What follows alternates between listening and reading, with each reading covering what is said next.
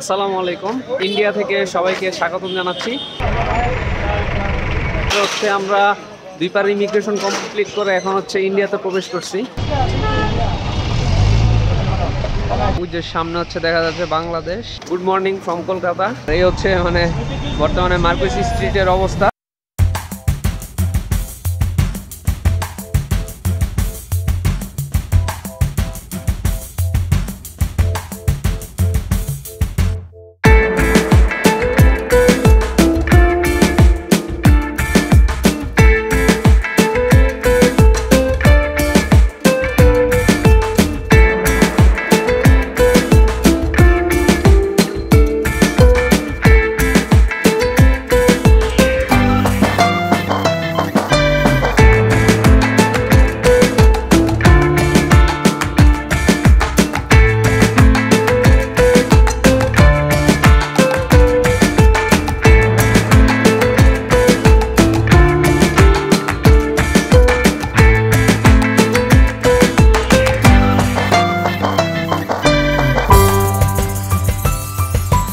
হয়েছিল সেই চিরচেনা ব্যস্তনগরী ঢাকা থেকে যাত্রার ঠিক 2 দিন আগেই আমরা টিকিট করেছিলাম গ্রিনল্যান্ড পরিবহনের সকাল 8টা 30 মিনিটের গাড়িতে। সকাল ঠিক 8টা 30 মিনিটে আমরা আরামবাগ বাস স্ট্যান্ড থেকে রওনা দিই বেনাপোলের উদ্দেশ্যে। বলে রাখা ভালো, এটি একটি ট্রানজিট বাস, আর এই বাসে আমাদের ঢাকা থেকে কলকাতা পর্যন্ত ভাড়া পড়েছিল 1400 টাকা।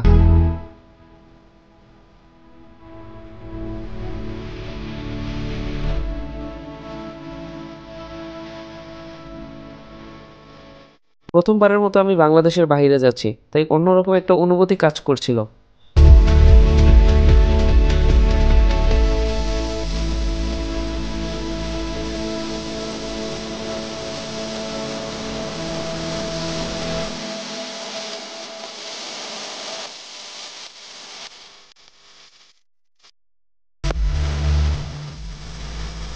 ফরিদপুরের কাছাকাছি একটা রেস্টুরেন্টে 20 মিনিটের যাত্রা বিরতি। সেখানে সকালের নাস্তা কমপ্লিট করে আবার রওনা দিই গন্তব্যের উদ্দেশ্যে।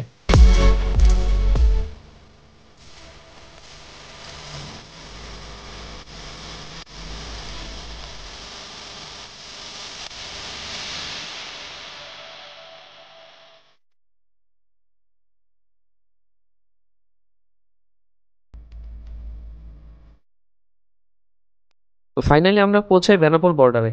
এখানে এসে প্রয়োজনীয় সকল পেপারস রেডি করে আমরা ইমিগ্রেশনের উদ্দেশ্যে যাই। সেদিন মানুষের চাপ খুব কম থাকায় মাত্র 20 মিনিটে আমরা দুই পাশের ইমিগ্রেশন কমপ্লিট করি। আসসালামু আলাইকুম। ইন্ডিয়া থেকে সবাইকে স্বাগতম জানাচ্ছি।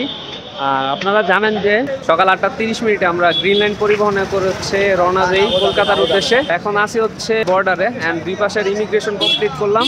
দুপুর আসার কারণে ইমিগ্রেশনে তেমন ভিড় ছিল না, মাত্র 20 মিনিটের মধ্যে আমরা দুই পাশের সব কাজ কমপ্লিট করে এখন আসি ইন্ডিয়ার সাইডে। আর এখানে গ্রিনল্যান্ডের বাসটা এখন আসে নাই, দ্যাটস ওয়াই আমরা একটু হাঁটাহাঁটি করতেছি। তো এখানে অনেক দোকানপাট আছে, মানি এক্সচেঞ্জ করে নিতে পারেন। আপনারা বাংলা টাকা দিয়ে ইন্ডিয়ান টাকা নিতে পারেন। তো আমরা গ্রিনল্যান্ড পরিবহনের ওই কাউন্টার থেকে করে নিছি। আজকের রেটটা 71-72 মানে এরকমের মধ্যেই আছে। সো আমরা পাইছি 72.50 করে। সো আপনারা যে জায়গায় বেশি পান সেখান থেকে নেওয়ার ট্রাই করবেন। সো এখন বাস আসলে আমরা কলকাতার উদ্দেশ্যে রওনা দিব। তো এটা ইন্ডিয়ার সাইডের বাস, আর আসছি বলবো বাসে। আর এখন টাটার স্বাদ নিতে হবে আর কি।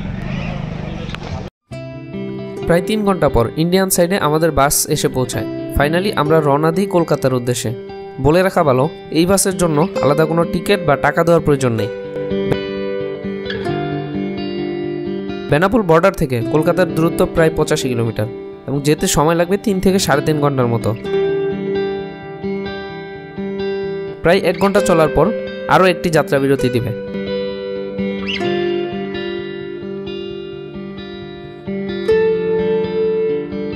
বিশ মিনিটের যাত্রা বিরতি শেষে আবারও চলতে শুরু করলাম।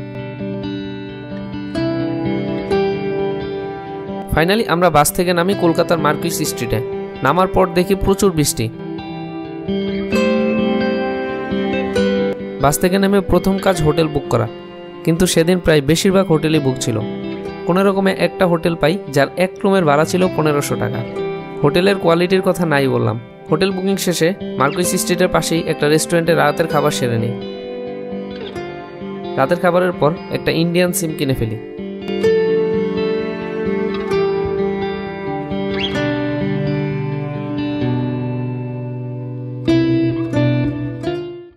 আসসালামু আলাইকুম, গুড মর্নিং ফ্রম কলকাতা।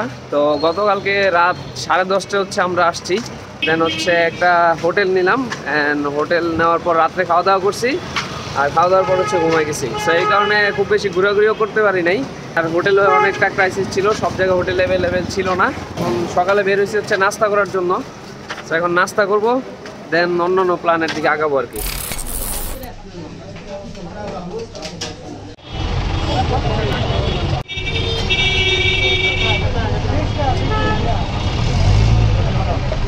₹10 वाला दो दे दो, 10 वाला दो, अभी 10 वाला नहीं। আমাদের হচ্ছে নাস্তা করা কমপ্লিট, আর নাস্তা হিসেবে ছিল হচ্ছে লাচ্ছি পরোটা আর হচ্ছে রুমালি রুটি, মালাই চা ছিল 1 কাপ। তো এখন হচ্ছে 2টা প্ল্যান হয়েছে আমাদের। এখন হচ্ছে আমরা যাবো হচ্ছে মুকুন্দপুর। কালকে রাত্রে হচ্ছে ট্রেনের টিকিট করা হয়েছে হচ্ছে রাজস্থান যাওয়ার জন্য। এখন হচ্ছে এই হোটেল থেকে আমরা চেক আউট করবো, আর চেক আউট টাইম হচ্ছে 12টা। আর হচ্ছে কলকাতাটা আপনাদেরকে ঘুরিয়ে দেখাবো, এখনো কোনো জায়গায় ঘুরে শুরু করি নেই, বাট আসার পর থেকে বৃষ্টি একটা প্যারা দিচ্ছে, অলরেডি এখনো বৃষ্টি হচ্ছে, এই কারণে বাইরে বেশি টাইম স্পেন্ড করতে পারি নাই। সো এখন হোটেলটা চেক আউট করি, আর দেখা হবে হচ্ছে নেক্সট শটে। ওকে, সো হচ্ছে হোটেল থেকে চেক আউট করা কমপ্লিট, আর এখন মুকুন্দপুর উদ্দেশ্যে রওনা দিছি। আর এখানে হচ্ছে ট্যাক্সি দেখলাম, আর ট্যাক্সি হচ্ছে 350 করে ভাড়া চাইছে ওখানে যাওয়ার জন্য, বাট একটু সামনের দিকে যাচ্ছি। আর অলরেডি মানে বৃষ্টির কারণে একটু প্যারা হয়ে যাচ্ছে। বৃষ্টি গতকালকে রাত্রে ছিল, অ্যান্ড সকালে খাওয়া দাওয়ার পর যখন রুমে ঢুকছি এরপর থেকে হচ্ছে বৃষ্টি শুরু। যে অলরেডি রাস্তাঘাট কিন্তু ভিজা, আপনারা দেখতে পাচ্ছেন। আর হচ্ছে কলকাতার শিয়ালদা থেকে হচ্ছে রাজস্থানের টিকিট করা হয়েছে। আগামীকাল রাত 10:45 হচ্ছে আমাদের ট্রেন শিয়ালদা স্টেশন থেকে ছেড়ে যাবে। টিকিট প্রাইস হচ্ছে রাজস্থানের ব্লগে আলোচনা করব। সো আজকে হচ্ছে পুরো কলকাতা ঘোরার ইচ্ছা আছে, যা যদি বৃষ্টিতে কোনো প্রবলেম না হয় তাহলে হচ্ছে এখন মুকুন্দপুর যাবো, দেন সেখানে একটা হোটেল নিব। আর ওইখানে যাওয়ার উদ্দেশ্য হচ্ছে আমার একটু ডক্টর দেখানো লাগবে, এই কারণে। তো এখন আর কি মুকুন্দপুর যাওয়ার উদ্দেশ্যে ট্যাক্সি দেখতেছি আমরা। আর এই হচ্ছে মানে বর্তমানে মার্কুইস স্ট্রিটের অবস্থা, মানে পুরা বৃষ্টিতে সব কিছু আর কি ভিজে আছে। তো ফাইনালি হচ্ছে এই ট্যাক্সিটা নিয়েছি আমরা 250 টাকায় কলকাতার মার্কুইস স্ট্রিট থেকে এখন মুকুন্দপুরের উদ্দেশ্যে রওনা দিব। তো এই যে হচ্ছে আম্মু উঠতেছে, আর এই হচ্ছে আব্বু। নাও, আমরা হচ্ছে ট্যাক্সি নিলাম এখন মুকুন্দপুর যাওয়ার উদ্দেশ্যে। আর এখান থেকে হচ্ছে ভাড়া পড়লো 250 রুপি আর কি। আর ইন্ডিয়াতে আমি টাকা বললো ওইটা রুপি ভাইবা নিয়েন।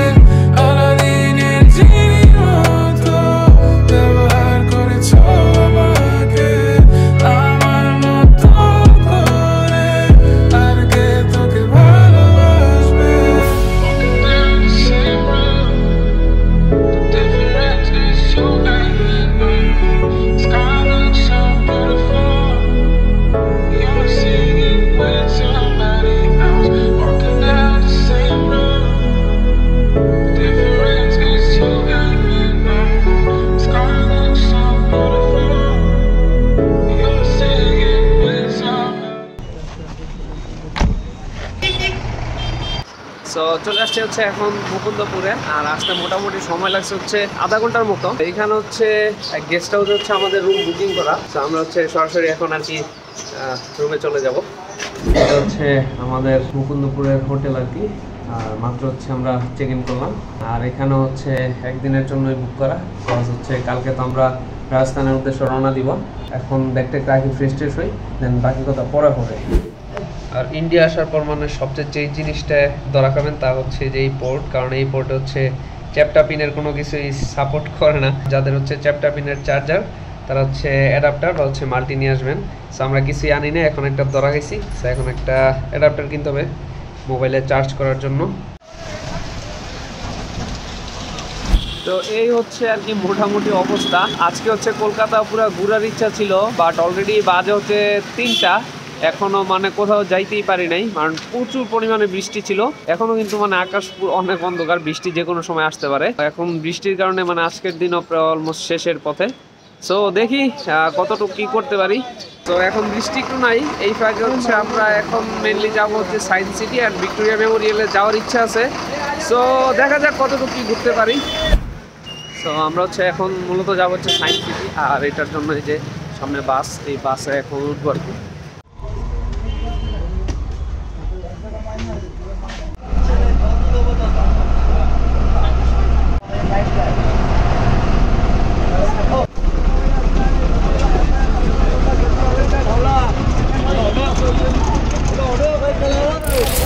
তো চলে আসছি আমরা হচ্ছে সায়েন্স সিটিতে। আর আমরা যখন কলকাতার হচ্ছে নিউ মার্কেট এলাকা থেকে হচ্ছে মুকুন্দপুর আসছি, তখন হচ্ছে কলকাতার ওই আইকনিক ইয়েলো ট্যাক্সির হচ্ছে এক্সপিরিয়েন্স নিয়েছিলাম, আর এখন হচ্ছে বাসের এক্সপিরিয়েন্স নিলাম আর কি। তো এই সায়েন্স সিটিটা কিছুক্ষণ ঘুরবো, দেন হচ্ছে ভিক্টোরিয়া মেমোরিয়ালের উদ্দেশ্যে রওনা দিব আর কি।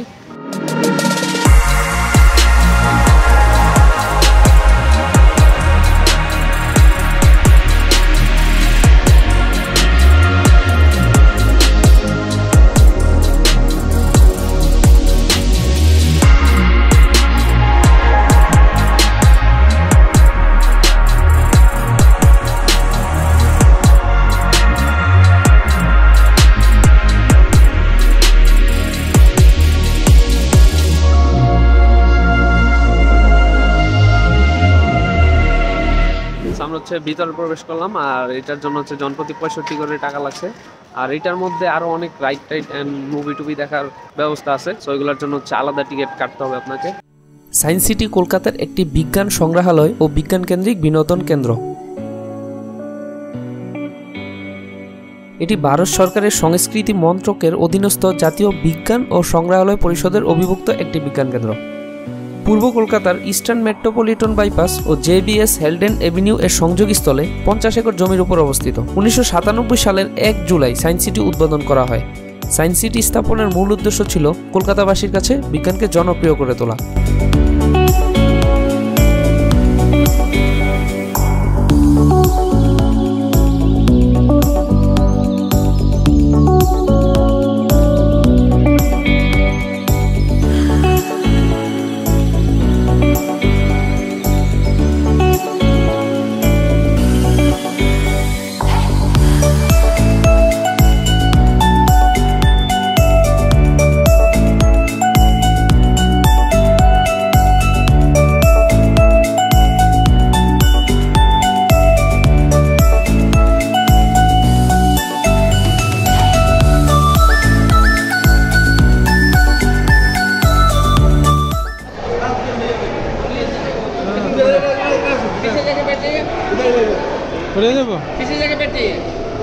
ওকে,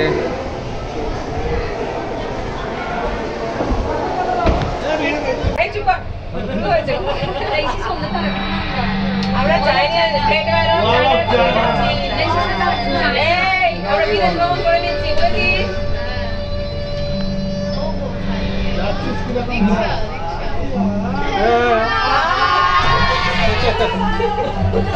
মানে এটাই গাড়ি আমাদের।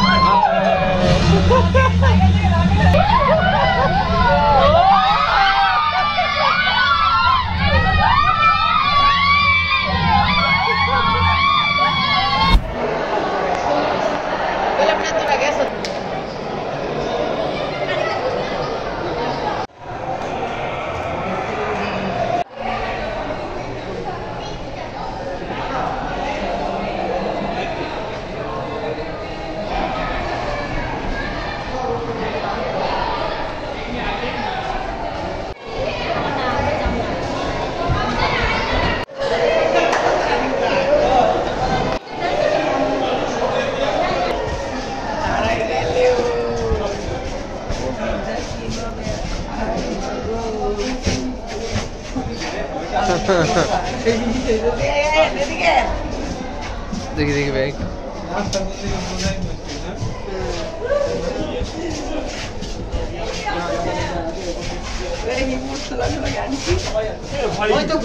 কে চলে আসছে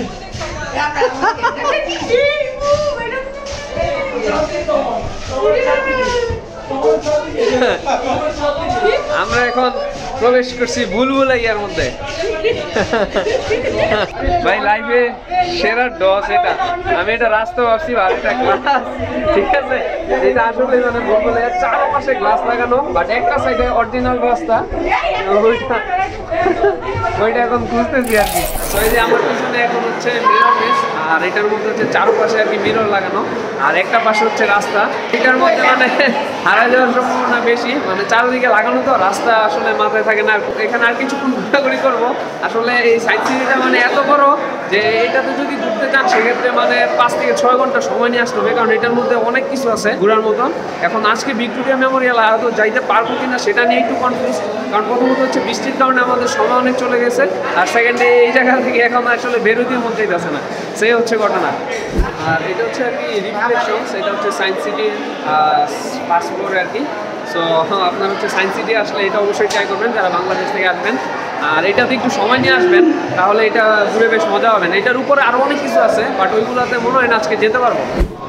সো এই জিনিসটা কি অনেকে এখন ভাবতেছেন, যাদের সিঁড়িতে চলাচল করতে সমস্যা তারা এই চেয়ারটা ব্যবহার করবে। এটা হচ্ছে ইলেকট্রিক। সো ইন্ডিয়াতে কত সুন্দর সিস্টেম করে দিচ্ছে দেখছেন একটু। এখন হচ্ছে আমরা সায়েন্স সিটি থেকে এখন চলে যাচ্ছি। সায়েন্স সিটির এন্ট্রি ফি হচ্ছে 65 টাকা, আর এই 65 টাকার টিকিটের মধ্যে হচ্ছে আমরা যেই প্লেসগুলো আসলে আমাদেরকে এতক্ষণ দেখাইছি আপনারা হচ্ছে ওইগুলো ভিজিট করতে পারবেন। এছাড়াও আরও অনেক কিছু আছে, বাট ওইগুলোর জন্য এক্সট্রা চার্জ লাগে। যেমন হচ্ছে আমি একটা মুভি দেখলাম আর কি, তো ওইটার জন্য আসলে 40 টাকা লাগছে আর কি। আর একটাই প্রবলেম হচ্ছে মানে বারবার টাকা চলে আসতেছে, আর আমি যদি মানে এখানে টাকা বলি ওইটার আপনারা হচ্ছে রুপি পাবেন। এই 40 টাকার ওই মুভিটা দেখছি, ওইটাও ভালো লাগছে। সো এখান থেকে এখন চলে যাচ্ছি। আসলে ভিক্টোরিয়া মেমোরিয়ালে আরো আগে যাওয়ার কথা ছিল, বাট আমাদের যে প্রবলেমগুলো হয়েছে সেটা বলি। একে তো বৃষ্টি ছিল সকাল থেকে, তো বৃষ্টির কারণে আসলে পুরো শিডিউলই আসলে এলোমেলো হয়ে গেছে। আজকে হচ্ছে রবিবার আর কালকে হচ্ছে সোমবার, আর সোমবারও এদিকে হচ্ছে ম্যাক্সিমাম প্লেসই অফ থাকে। সো ভিক্টোরিয়া মেমোরিয়ালও হচ্ছে কালকে অফ থাকবে। সো কালকে গিয়েও কোনো লাভ হবে না। এখন দেখি আসলে এটাতে কয়টা পর্যন্ত প্রবেশ করা যায় এন্ড কি আসার বিষয়ে সবকিছু আপনাদের জানাবো। আর কালকে রাত্রে হচ্ছে ইনশাল্লাহ রাজস্থানে যাব। তো এই কারণে আজকে এদিকে আর কি কভার করার ট্রাই করতেছি। তো এখান থেকে হচ্ছে যে সামনে ওয়াটার ড্যান্স দেখা যাইতেছে, সো আমরা হচ্ছে ওদিকে যাচ্ছি আর কি।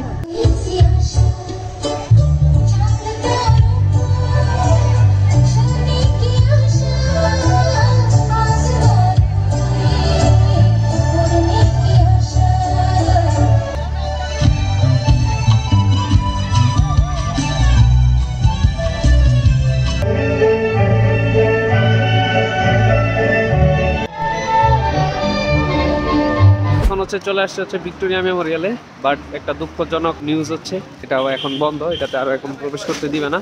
সো কিছু করার নাই, আর কালকে বন্ধ থাকবে। আর কালকে হচ্ছে এদিকে আসার সময় নেই, কজ রাজস্থানের উদ্দেশ্যে রওনা দিতে হবে। সো এখন হচ্ছে এটা বাইরে থেকে দেখি, আপাতত সন্তুষ্ট থাকতে হবে আর কি। এই যে এখন হচ্ছে আমার পিছনেই আছে হচ্ছে ভিক্টোরিয়া মেমোরিয়াল, মানে ব্যাড লাক, কিছু করার নেই। তবে ইনশাল্লাহ নেক্সট টাইম আসবো। রাত্রে খুব সুন্দর লাগতেছে লাইটিং এর কারণে। ভিক্টোরিয়া মেমোরিয়াল বন্ধ থাকায় এবং রাতে আপাতত আর কোনো প্ল্যান না থাকায় আমরা কলকাতা শহরে হেঁটে হেঁটে বিভিন্ন স্ট্রিট ফুড ট্রাই করি।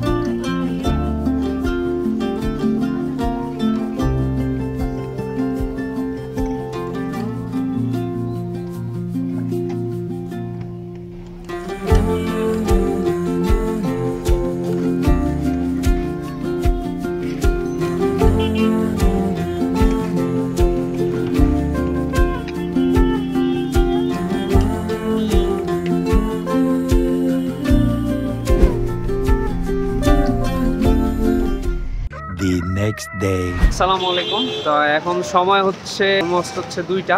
সকাল থেকে আজকে মূলত কি কি করছি সেটা একটু এখন আপনাদের সাথে শেয়ার করি। এখানে হসপিটালে আমার ট্রিটমেন্ট করাইছে, হচ্ছে আমার টুকু চেক আপ করছি, রেগুলার চেক আপ যেটা নর্মালি 1 বছর পর পর করতে হয়। তখন হচ্ছে যাব নিউ মার্কেট এরিয়াতে, ওইখানে হচ্ছে আমাদের যে রাজস্থান যাওয়ার হচ্ছে টিকিট ওইগুলো হচ্ছে কালেক্ট করবো। অ্যান্ড আজকে বিকালের দিকে হাওড়া ব্রিজে যাওয়ার প্ল্যান আছে, তখন ওদিকে যাই।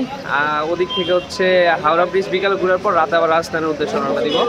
সো এখন মেনলি যাব হচ্ছে নিউ মার্কেট এরিয়াতে। সো চলেন যাওয়া যাক।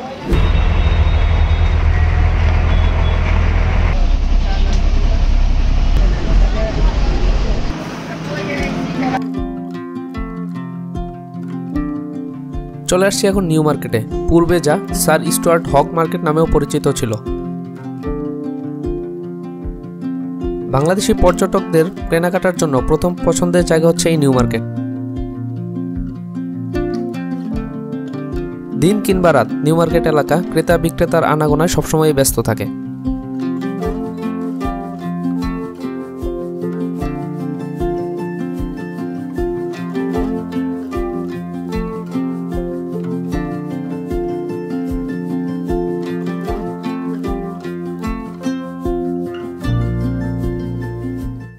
তো মুকুন্দপুর থেকে হচ্ছে এখন চলে আসছি মার্কিজ স্ট্রিটে, আর এখান থেকে এখন মেনলি যাবো হচ্ছে হাওড়া ব্রিজ। এখন হচ্ছে একটা ক্যাব নিব, আর হচ্ছে ক্যাবের জন্য ওয়েট করতেছি। দুপুরে লাঞ্চ হচ্ছে এই জায়গায় আসার পর করে নিছি। তো এখন হাওড়া ব্রিজ যাই, চলেন। হাওড়া ব্রিজ, হাওড়া ব্রিজ হ্যাঁ। ঘুরে আসবেন নাকি ওখানে? না না, ওইখানে নামবো। হাওড়া ব্রিজের ওপারে নামবেন? ওই পারে না এই পারে নামান, সমস্যা নেই। ভারতের বিশেষ ঐতিহ্যের ধারক কলকাতা শহরের হলুদ ট্যাক্সিতে চড়ে বিকালের মিষ্টি রোদকে গায়ে লাগিয়ে ছুটছি হাওড়ার দিকে।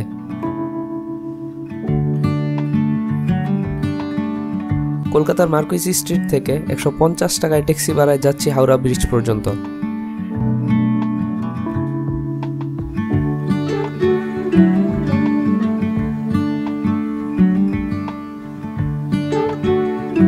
যেতে যেতে চোখে পড়বে নাম জানা অজানা নানা অনেক স্থাপনা।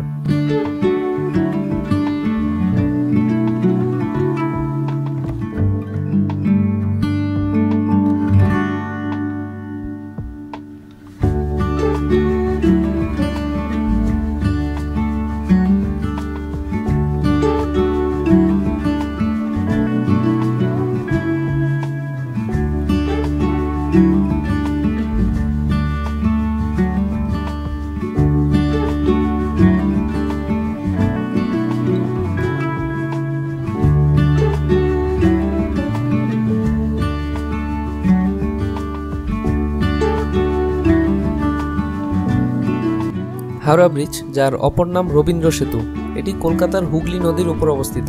কলকাতা ও হাওড়া শহরের মধ্যে সংযোগকারী সেতুগুলোর মধ্যে অন্যতম।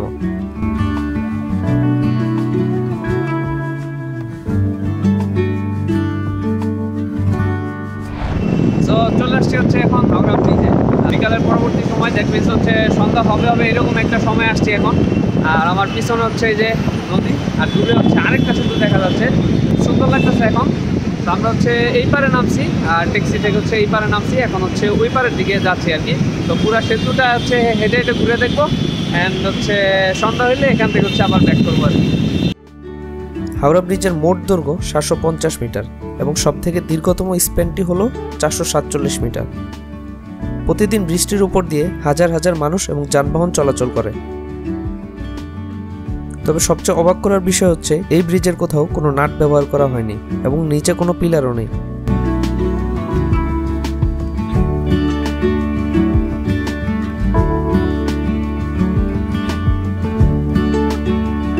ব্রিজটি পার হয়ে কিছু দূর সামনে আগালেই চোখে পড়বে হাওড়া স্টেশন।